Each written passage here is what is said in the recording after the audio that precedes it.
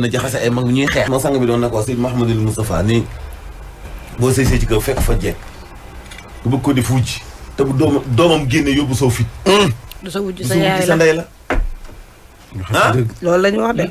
wax dëgg yàlla. takk nag kay mënu koo bañ waaye nag dañ ko xoolaat. ñu ngi koy ziyaar bu baax di ko njukkal bu baax di ko ndokkali bu baax ci bisu sargal bi ñu ko jagleeloon le 18 bii weesu ca Tiwaawan. sëñ Moustapha. waaw le 18 bii samedi bii weesu ca Tiwaawan. amiin. si Malick sagal nga say njaboot. si Malick sigil nga say njaboot. si Malick modeste nga. si Malick woyof nga. si Malick am nga fulla. am nga fayda. am nga personnalité. dëggu nga ñime nga péete. sa baay ba loolu la doon wax par loo baax lu waaye nit ku baax day am péete. ñime nga péete am nga détermination. laabiir nga am nga yitte am nga ñeewante ci njaboot. bu lay nuyu dalay raay nga yëg loxo bu nooy ba.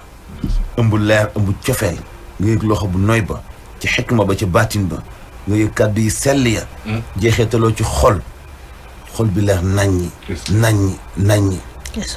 woyof lool te ñeewante njabootam si Malick lu dund doyul yal na la yàlla sàmm yal na la yàlla bàyyi ci kanamu njaboot bi ndax la fu yàq eggul may la li nga bëgg ci nga eggale sa mission ci biir askan wi amiin si Malick billaahi maa ko bëgg bëri nga ci billaahi maa ko bëgg yal na yàlla yàggal ko suñu kanam waaw yal na ko yàlla sàmm amiin man benn paa bi doo nga iddoon rek